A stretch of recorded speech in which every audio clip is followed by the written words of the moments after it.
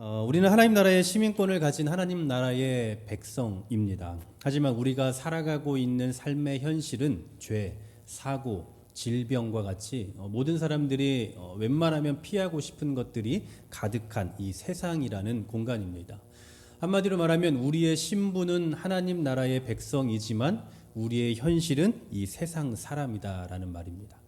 예수를 믿으면 내 삶 가운데 하나님 나라가 정말 펼쳐지고 질병도 사고도 고통도 아픔도 없는 그러한 현실들이 펼쳐질 줄 알았는데 하나님의 나라는커녕 정말 치열한 영적 전쟁터가 우리 눈앞에 펼쳐지고 또 우리는 그러한 삶을 하루하루 살아내고 있다라는 말입니다. 그럼 도대체 이러한 세상 가운데 우리를 보내시는 이 치열한 삶의 현장 가운데 우리를 내보내시는 그 하나님 아버지의 심정이란 과연 어떤 마음일까라는 생각이 듭니다. 저희 첫째 아들 주원이는 이제 초등학교 3학년입니다. 근데 우리 아이가 늘 그 회상하고 또 추억하는 그 시절이 있습니다. 너무 가짠다라고 느끼실지 모르지만 유치원 시절을 너무나 그리워합니다. 그래서 유치원에 다니는 둘째를 늘 부러워하죠. 지아야 넌 좋겠다. 나도 유치원 다니고 싶다. 맨날 이런 이야기를 합니다. 생각해보면 그 어린 아이도 어린이집, 유치원이라는 나름의 사회를 경험했고 그 안에서 선생님, 친구들을 경험했지만 또 새로운 학교에 오게 되고 또 전학도 하게 되고 새로운 환경에서 적응하면서 살아간다는 게 그 아이의 입장에서는 또 그리 녹록지 않겠다라는 생각도 듭니다. 이러한 아이의 이야기를 들으면 그러한 아이의 고백을 들으면 부모의 마음은 어떻겠습니까? 참 안쓰럽죠. 불쌍하다는 마음도 들고 안쓰럽다는 생각도 많이 듭니다.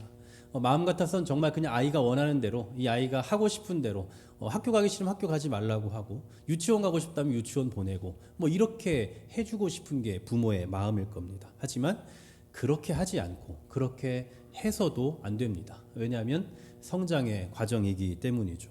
적응하는 게 힘들고 어색하더라도 때가 되면 유치원에 가고 학교에 가고 또 때가 되면 졸업도 하고 사회에 나가고 직장 생활도 하고 결혼도 하고 아이도 낳게 되는 겁니다. 아이들 보면 그냥 다 하고 싶어 하지 않습니다. 늘 노는 것만 좋아하고 공부도 하기 싫어하고 씻으라고 해도 씻기 싫어하고 양치도 하기 싫어하고 때론 밥도 먹기 싫어합니다. 오직 게임 같은 거는 얼마든지 하고 싶어 하죠. 그럼 아이들에게 하고 싶은 것만 하라고 하고 하기 싫어하는 것들은 하지 말라고 할 수 있습니까? 그럴 수 없죠. 하기 싫다고 해도 하라고 말하고 또 하고 싶다고 해도 하지 말라고 해야 하는 것이 바로 부모입니다. 다시 말하면 온실 속의 화초처럼 우리 아이들을 길러주고 싶은 것이 부모의 마음일지라도 그러면 안 되는 거죠. 울고 때를 쓰며 하기 싫다, 가기 싫다라고 해도 밖으로 내모는 이유는 그래야 하기 때문입니다.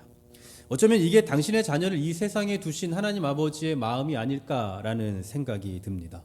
하나님 나라의 신분을 갖고 세상에서 고통당하며 사는 자녀가 안쓰럽기도 하고 또 고통을 호소하는 자녀를 보면 마음이 아프지만 그래도 당신의 자녀들이 세상이라는 공간에 살아야 할 이유가 있기 때문에 세상이라는 환경으로 우리를 계속해서 몰아넣고 계시다라는 말입니다. 하지만 그런 하나님의 마음을 알 리 없는 우리들은 어떻습니까? 언제나 좋은 자리, 편한 자리, 높은 자리를 좋아하고 그런 자리에 머물러 있고 싶어 합니다. 질병도 가난도 사고도 아픔도 슬픔도 없는 것을 기대하면서 그런 곳에 살고 싶어하고 익숙한 자리 혹은 남보다 높은 자리 편한 자리에 계속해서 머물러 있고 싶어하는 것이 모든 인간의 마음이다라는 겁니다. 어쩌면 오늘 본문에서 살펴보고 있는 이 베드로와 요한과 야고보 이 세 사람의 심정이 이와 같은 마음이 아닐까라는 생각이 듭니다. 온실 속에 머물러 있고 싶은 그 심정이죠. 오늘 본문의 사건은 이 예수님의 지상 생애 가운데서 그 예수님의 신성을 가장 잘 보여주고 있는 사건으로 요한복음을 제외한 공관복음, 그러니까 마태, 마가, 누가복음 이 세 복음서에 다 기록되어 있는 말씀입니다. 그런데 이 세 복음서에서 각각 약간씩의 차이가 있기 때문에 이 세 복음서에 나와 있는 기록을 전부 다 조합을 해서 좀 설명을 드리자면 이렇습니다. 예수님께서 베드로와 야고보, 요한 세 명의 사람을 데리고 산에 올라가십니다. 그리고 기도를 하시죠. 그런데 예수님께서 기도하실 때 언제나 이 제자들에게는 특징이 있죠. 습관처럼 졸고 있습니다. 예수님은 기도하시고 제자들은 졸고 있어요. 그런데 이 제자들이 졸다가 갑자기 무슨 소리가 들려서 눈을 떠보니 이게 웬걸 앞에서 굉장히 대단한 신비한 일이 벌어지고 있습니다. 우선 예수님의 얼굴과 예수님의 옷에 광채가 나서 쳐다볼 수 없을 정도가 되었습니다.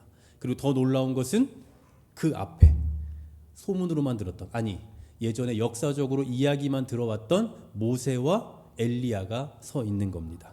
사실 모세와 베드로와 야고보와 요한이 이 모세와 엘리야의 얼굴을 알 턱이 없죠. 지금처럼 뭐 책이 있거나 아니면 역사책이 있거나 아니면 무슨 사진이나 초상화나 동상 뭐 이런 것들이 전혀 없었기 때문에 약 1000년 전의 인물이었던 그 역사적인 인물들의 얼굴을 알 리가 없습니다. 그래서 이 성경을 왜곡하기 좋아하는 사람들은 말하기를 이 제자들이 잠이 덜 깨서 그렇다. 그래서 헛것을 봤다. 환상을 보았다라고 말하지만 오늘 본문을 잘 보면 이것은 그냥 헛것이나 환상이나 잠이 덜 깨서가 아니라 분명한 사실이라는 것을 알 수가 있습니다. 그럼에도 불구하고 제자들이 단번에 이 사람들은 모세다, 이 사람은 엘리야다라고 알 수 있었던 이유는 뭐냐? 아마도 예수님께서 대화 가운데서 엘리야야 이렇다 모세야 이러이러하다라고 아마 그들의 이름을 부르셨지 않았을까라는 생각이 듭니다. 자, 그럼 여러분 한번 생각해 보십시오. 상상입니다. 저와 함께 산에 갔습니다. 기도를 하고 있는 중에 갑자기 제가 하얗게 변모가 되더니 쳐다볼 수 없을 만한 그 광채가 나기 시작합니다. 그리고는 제 앞에는 이순신 장군과 세종대왕이 서 있습니다. 그리고는 그들이 하는 말이 정말 기가 막혀요. 그들이 저를 향해 말하기를 이렇게 이야기합니다. 이분은 영광 중에 별세하실 것이다 라고 저를 소개합니다. 자, 그렇다면 여러분 어떠십니까? 생각만 해도 전 참 기분이 좋은 일이지만 뭐 그럴 일은 없고 그냥 상상일 뿐입니다. 뭐 또 이렇게 얘기했다고 해서 또 밖에 나가서 소문내시면 안 되고요. 역사책에서만 봤던 세종대왕과 이순신 장군을 봤다. 너무 신비한 일이죠. 이게 바로 꿈이냐 생시냐라고 하면 눈을 비비면서 이게 도대체 무슨 일인가라고 생각하실 겁니다. 하지만 세종대왕과 이순신 장군을 보았다라는 그 사실보다 우리가 더 집중해야 될 사실은 뭐냐면 그 역사적인 인물들이 가리키는 그리고 그 인물들이 소개한 그 말, 이분은 영광 중에 별세하실 것이다 라고 했던 그 말이 가장 중요한 내용인 거죠. 그러니까 그 사람들을 보았다라는 것도 신비한 일이지만 그보다 더 놀라운 것은 그 사람들이 저에 대해서 영광스러운 존재로 소개하고 있다라는 것, 그것이 더 중요한 핵심이다라는 겁니다. 자, 그럼 이제 저는 어떤 존재입니까? 뭔가 어마어마한 사람인 겁니다. 정말 신성시할 수 있는 그냥 보통 인간이 아닌 거겠죠. 와, 신기하다. 여기서 머무는 것이 아니라 역사책에서나 나올 법한 그 사람들, 그 인물들이 소개하고 있는 그 사람에 집중하게 된다라는 말입니다. 바로 지금 베드로와 야고보와 요한이 이렇습니다. 전설적인 인물들이 눈앞에 보이는 것보다 더 중요한 건 그들과 대화를 나누고 있는 그 예수님의 신성입니다. 그러니까 모세와 엘리야를 보게 되다니 와 정말 신기하다 이게 아니라 모세와 엘리야까지도 굴복시키시는 이 예수님은 도대체 어떤 분이란 말인가, 이게 바로 더 중요한 사건이라는 거죠. 오늘 본문의 사건이 있기 약 열흘 전입니다. 그때 예수님께서는 제자들에게 이렇게 질문하십니다.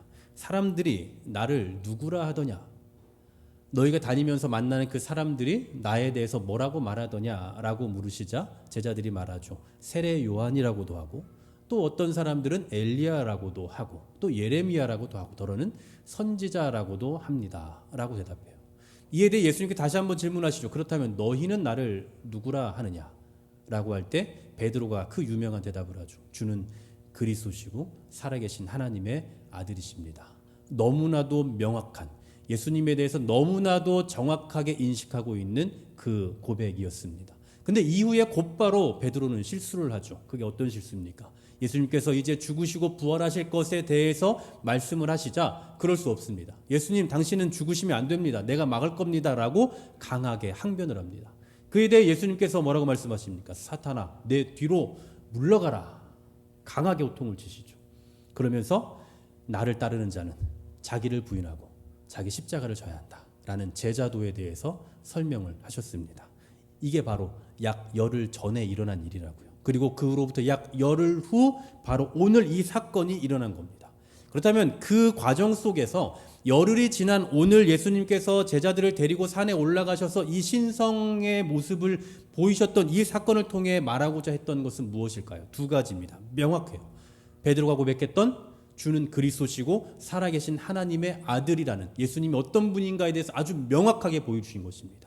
또 두 번째로는 베드로가 그렇게 항변했음에도 불구하고 이 예수님은 반드시 죽으시고 부활하실 것이다. 이것은 사실이다. 명백하다라는 것을 보여주고 계시는 겁니다.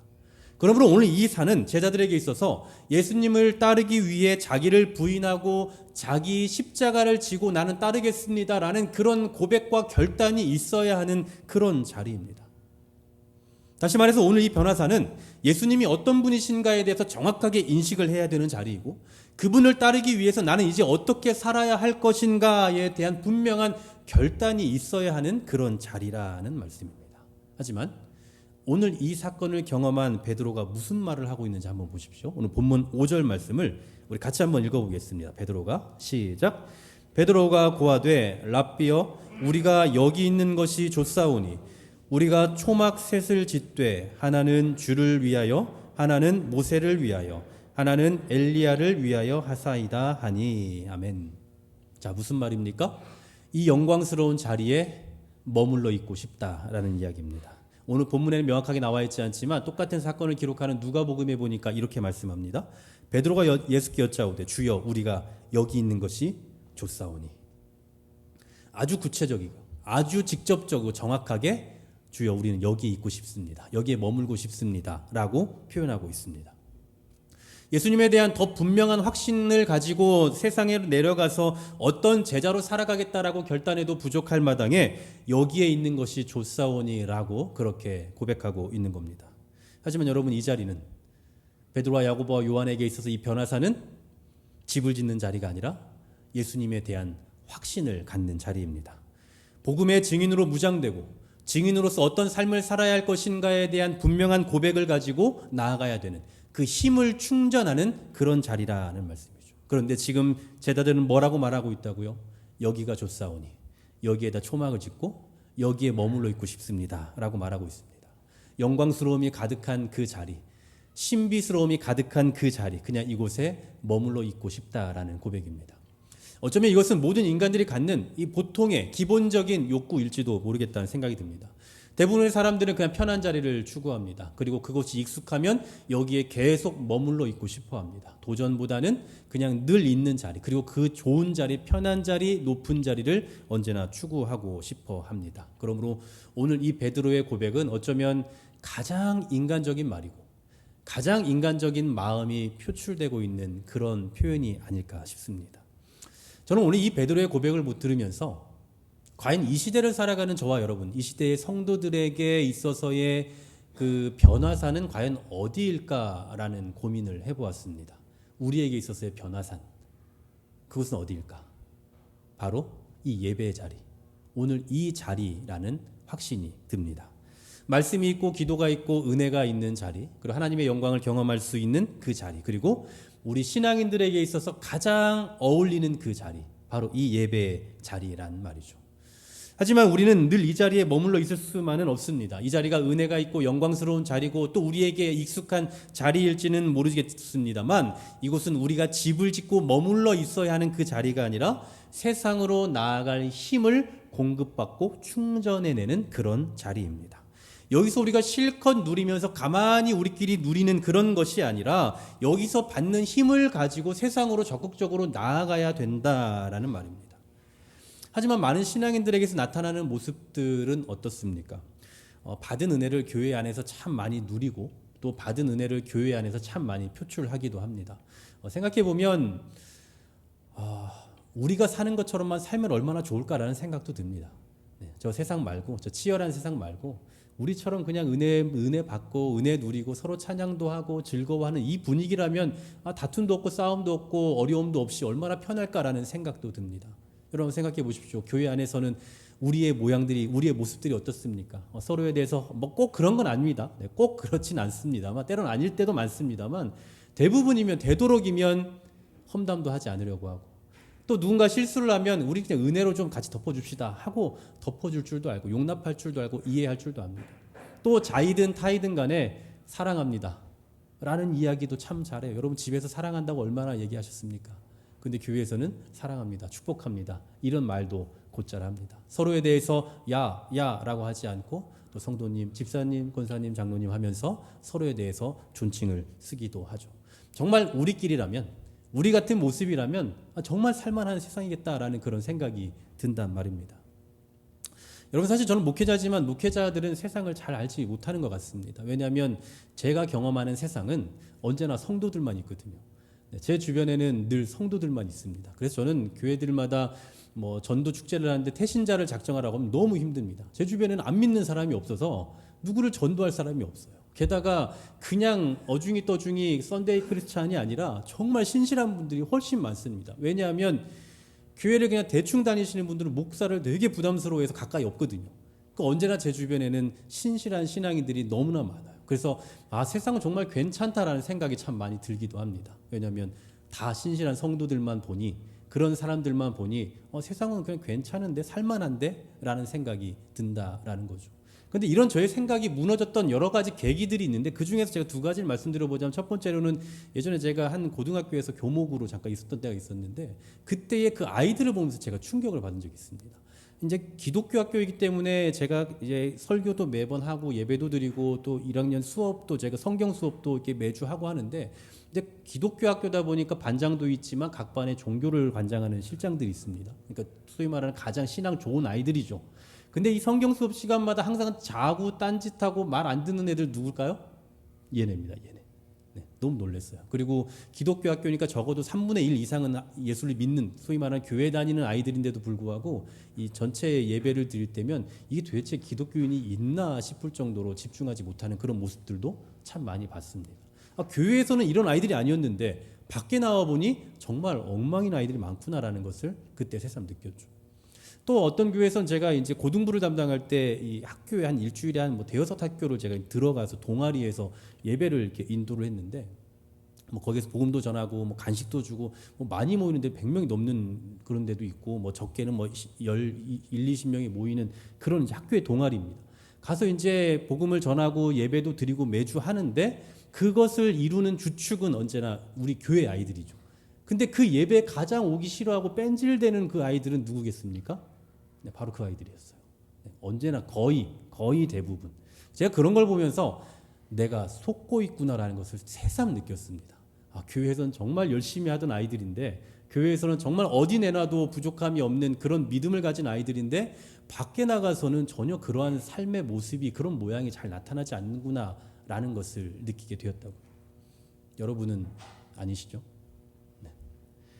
저는 어쩌면 이런 모습들이 안에서는 너무나 신실하고 잘하고 있는 것 같지만 바깥에서는 그런 모습이 잘 드러나지 않는 그런 모습들이 어쩌면 오늘 이 베드로가 고백하고 있는 것처럼 주여 우리는 여기가 좋사오니 여기에 초막을 짓겠습니다 라고 말하는 것과 같은 게 아닐까라는 생각도 해봅니다. 은혜를 경험했으면 그 경험을 가지고, 신앙의 경험을 가지고 세상에 나아가서 그 은혜를 발휘해 나가야 되는데 그냥 그 은혜를 이곳에서만 품고 있는 겁니다. 다른 표현으로 하자면 그냥 온실 안에 우리의 은혜를 가둬놓고 싶은 거죠. 온실 안에 다듬어진 것들을 가지고 세상에 나가서 발현해내는 것이 아니라 여기에서 누리고 여기에다가 놔두고 나가는 거예요. 그리고 또 다시 여기 오면 여기에서 또 그 은혜를 꺼내서 누리고 다시 이 온실 안에 가둬놓고 또 우리는 밖으로 나아가서 사는 것처럼 보인다라는 말이죠. 물론 좋습니다. 여기가 좋습니다. 이곳이 좋다고요. 은혜의 자리, 영광의 자리 너무 좋다고요. 그런데 우리는 여기에 머물러 있을 수가 없습니다. 왜인 줄 아십니까? 공교롭게도 오늘 주여 우린 여기가 좋습니다 라고 말하며 그곳에 초막을 짓고 싶어 했던 이 베드로가 예수님의 죽으심과 부활하심, 승천하심 이후에 정말 최고의 이 제자로서 사도가 되어서 기록한 베드로 전서에 보면 이 세상을 살아가는 우리 신앙인들을 향해서 이렇게 3번이나 표현을 하고 있습니다. 그 표현이 뭡니까? 나그네라는 표현이에요. 나그네. 여러분, 나그네가 뭡니까? 고향이 없습니다. 집이 없습니다. 그냥 떠돌아다니는 사람들이에요. 즉 하나님 나라라는, 하나님 나라의 시민이라는 그 이름을 가지고 있지만 세상을 향해서 떠돌아다니는 그런 존재, 바로 그런 사람들이 바로 우리들이다라고 베드로는 표현하고 있는 겁니다. 물론 하나님의 통치가 있고 질병도 없고 사고도 없고 정말 어려움이 없는 그런 천국과 같은 곳에 살면 너무나 좋겠죠. 하지만 우리는 그런 천국에 살라고 만들어진 존재가 아니라 천국의 시민권을 가지고 세상에 나아가서 증인의 사명을 감당하기 위해서 보냄받은 존재들이다라는 사실입니다. 그래서 우리는 그냥 오갈 데 없이 떠돌아다니는 그런 정처 없이 떠돌아다니는 나그네가 아니라 분명한 목적이 있는 나그네라는 의미에서 우리는 보냄받은 나그네라고 할 수 있는 겁니다. 얼른 그날만 와라. 얼른 빨리 예수님 빨리 오셔라가 아니라 오셨으면 좋겠다라고 하면서 이륵 바득바득 깔면서 세상에 그냥 견디고 사는 것이 아니라 우리를 보내신 그곳에서 정말 온 힘을 다해서 목적이 있는 그런 삶을 살아내야 되는 그런 존재로 하나님은 우리를 부르셨다라는 겁니다. 그렇다면 하나님께서 우리에게 말씀이나 기도를 통해서 은혜를 주시는 그 이유와 목적은 너무나 분명합니다. 이 은혜를 가지고 세상이라는 저 각박한 곳에 나아가서 사명을 감당해내라는 겁니다.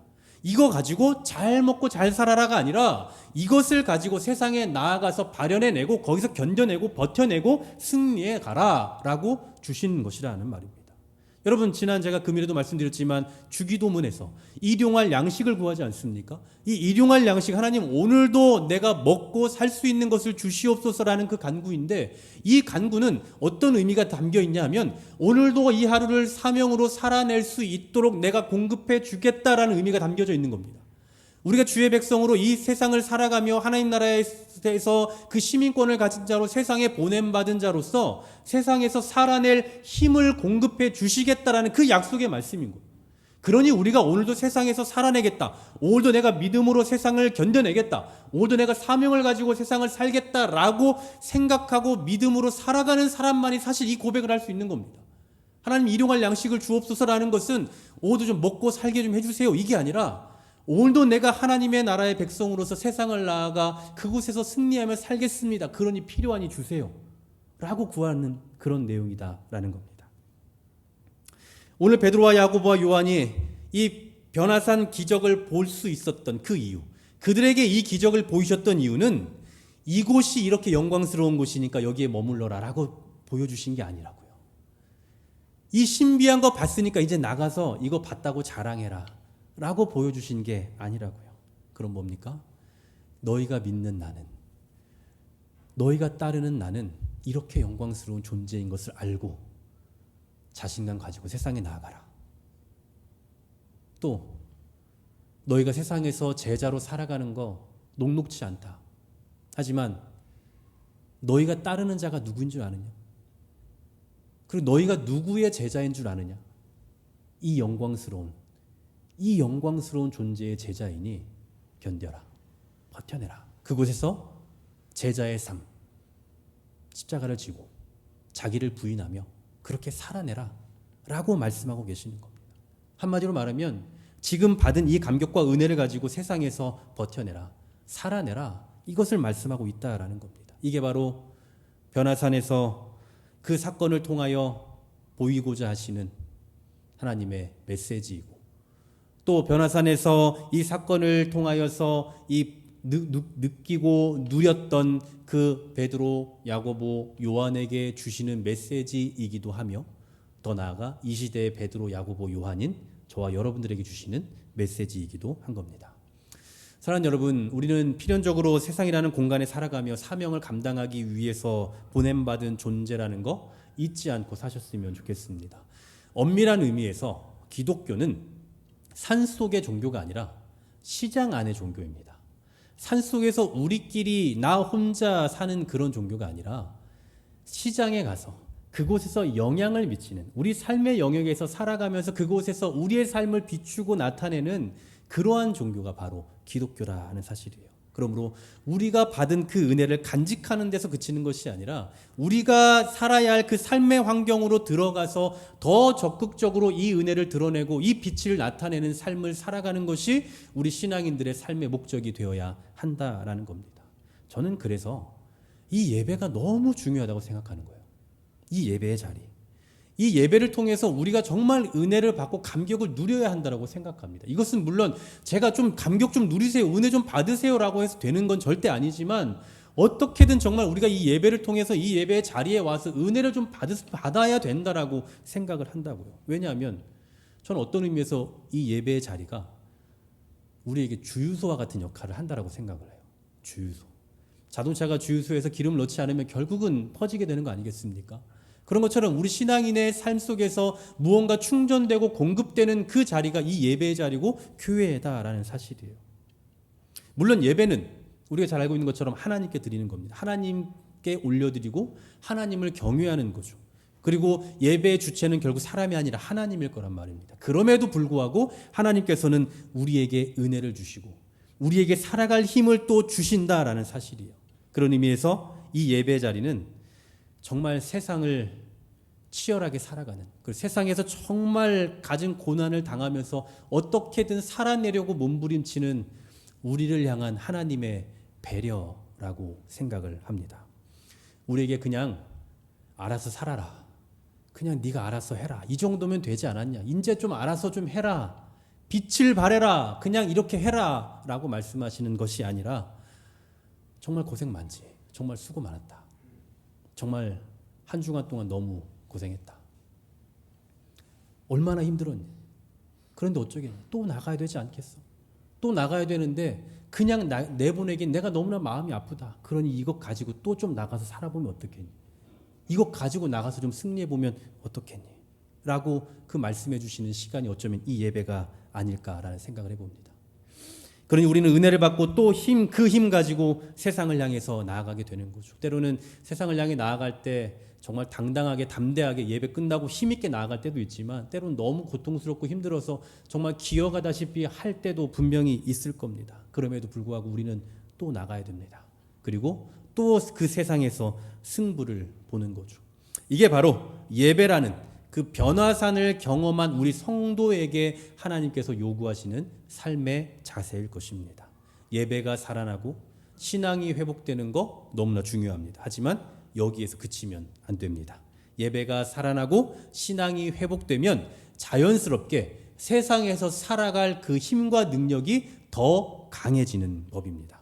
그런 의미에서 우리가 예배를 통해 은혜를 받아야 하는 이유는 너무나도 명확한 겁니다. 은혜가 없으면, 예배가 없으면 우리의 최종 목적지인 저 세상을 향해 나아갈 힘을 상실하게 될 수 있기 때문입니다. 그래서 예배는 너무나 중요한 거예요.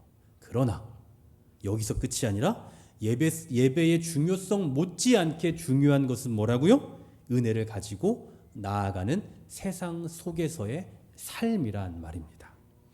온실이 아닌 세상으로, 변화산이 아닌 사명의 현장으로 나아가야 된다라는 말입니다. 제가 예배를 강조하고 예배의 중요성을 계속해서 부각시켜 여러분들에게 설명하는 이유는 이 예배에만 잘 나오세요가 아니라 궁극적으로는 우리가 살아가야 할 그 세상에서 승리하는 삶을 살아야 되기 때문에 우리에게 그 기본적인 힘을 비축시켜주고 제공해주는 이 예배의 자리를 우리가 사모해야 된다라는 거예요.